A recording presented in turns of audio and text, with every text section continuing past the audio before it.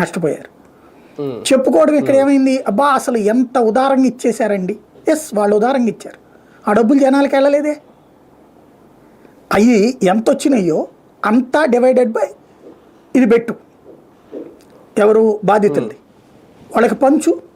అందులో మీరు చెప్పినట్టు పేదల్లో నిరుపేదలకి ఎక్కువ, పేదలకి కొంచెం తక్కువ, మధ్యతరగతికి ఇంకొంచెం తక్కువ, మొత్తం బాగుపడాలి కదా, బతకాలి కదా.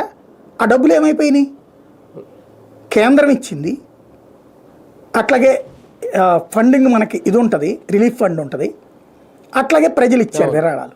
ఈ మొత్తం డబ్బులు కలిపి ప్రజలకి ఏమొరికింది. కానీ ప్రచారం ఎంత జరిగింది, అబ్బా ఇవాళ 1 కోటి ఇచ్చారు, వాళ్ళు 50 లక్షలు ఇచ్చారు, వాళ్ళు 2 కోట్లు ఇచ్చారు. జనానికి వచ్చింది ఆ 25,000 కదా హైయెస్ట్, అది కూడా హైయెస్ట్, అందరికీ కాదు.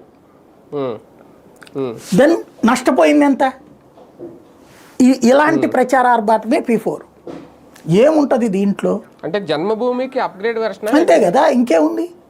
ఎవడన్నా డబ్బు ఉన్నటువంటి వాడు నా దగ్గర ఒక 10 కోట్లు ఉందండి అని చెప్పేసి ఆ 10 కోట్లలో నేను 10 మందిని ఆదుకుంటానండి అని ప్రభుత్వానికి చెప్తే ప్రభుత్వం 10 మంది పేదవాళ్ళని అప్పచెప్తుంది. ఏం ఆదుకుంటాడు.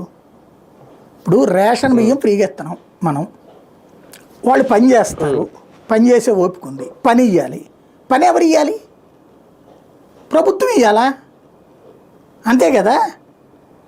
ఇప్పుడు వాళ్ళ చేత పోనీ ఆ P4 అని చెప్పేసి వాళ్ళతో ఓ ₹1,00,000 ఇప్పించారనుకోండి, బాగుపడిపోతాడా అతను. ఓ భవన నిర్మాణ కార్మికుడు ఉన్నాడండి, అతనికి ₹1,00,000 ఇచ్చాడు, ఏం చేస్తాడు అతను దాంతో.